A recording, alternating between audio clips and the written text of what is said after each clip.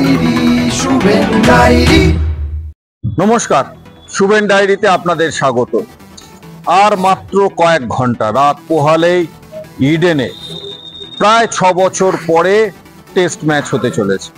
আর সেই test match বিশ্ব champion test চ্যাম্পিয়নশিপে বিশ্ব সেরাদের বিরুদ্ধে খেলতে নামবে গিলরা। আর এই টেস্ট ম্যাচ ঘিরে ক্রিকেটের জেন্টেলম্যান খেলা, ক্রিকেটের প্রকৃত খেলা বলে যেটাকে সবাই মেনে আসছেন বা মানেন, সেই টেস্ট ম্যাচ ঘিরে কিন্তু কলকাতার মানুষও চেগে উঠেছে। সিএবি এবং ক্রীড়া মহলের আস্থা বা বিশ্বাস যে ম্যাচের প্রথম দিন থেকে প্রায় 1040-45-এর ওপর দর্শক সমাগম হবে এই নন্দনকাননে। ইতিমধ্যেই আপনারা জানেন যে লালকেল্লায় যে বিস্ফোরণ ঘটে, যে নাশকতা ঘটে, তার জন্য কিন্তু এই টেস্ট ম্যাচ ঘিরে কলকাতা পুলিশ ভীষণভাবে কড়া নিরাপত্তার বলয়ের মধ্যে মুড়ে ফেলেছে ইডেনকে। প্রায় 7টা স্তরে ভাগ করা হয়েছে ইডেনের বাইরে থেকে, যেখানে ডগ স্কোয়াডের পাশাপাশি থাকছে কমান্ডো, থাকছে বুলেট প্রুফ বিরোধী একটা স্কোয়াড, এবং শুধুমাত্র ময়দান বা ইডেন নয়, ময়দানের বিভিন্ন আনাচে কানাচে পুলিশ পোস্টিং হচ্ছে। এখনো পর্যন্ত যা খবর, প্রায় 14টা টাওয়ার করা হচ্ছে এই ইডেনকে পর্যবেক্ষণ করার জন্য।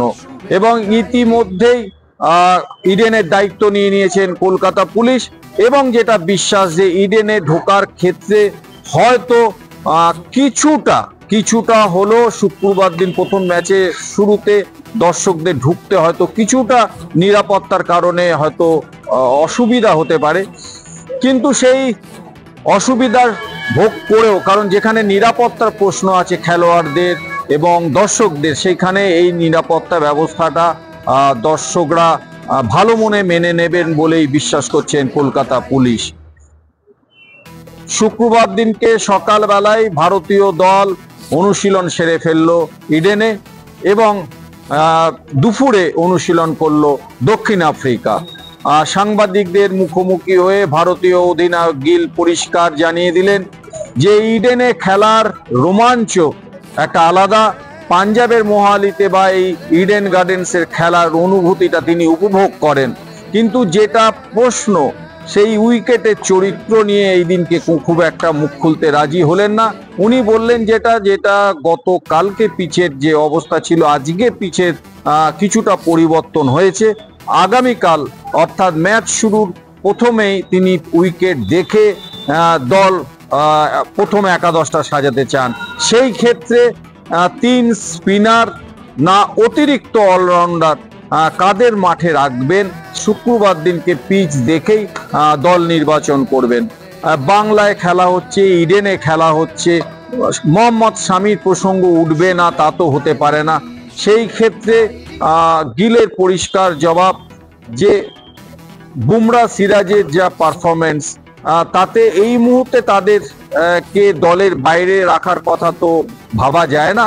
তবে শামিকে তিনি মিস করছেন, কারণ ঘরোয়া ক্রিকেটে শামির যা পারফরমেন্স তা নিশ্চয়ই নির্বাচকদের বা ক্রিকেটারদের মনে আছে, কিন্তু এর বেশি তিনি এগোতে পারলেন না। কিন্তু একটা যে পরিষ্কার বোঝালো, হয়তো মুখে বললেন না, কিন্তু যেটা পরিষ্কার বোঝালেন যে তিনি মিস করছেন শামিকে, কারণ শামির এই মুহূর্তে যা পারফরমেন্স, তাতে দলে থাকলে বিশেষ করে ইডেনে তাকে ইডেনের বাইরে রেখে দল তৈরি করার হয়তো সাহস পেতেন না গিল। অন্যদিকে দক্ষিণ আফ্রিকা যথেষ্ট গুরুত্ব দিচ্ছে ভারতকে।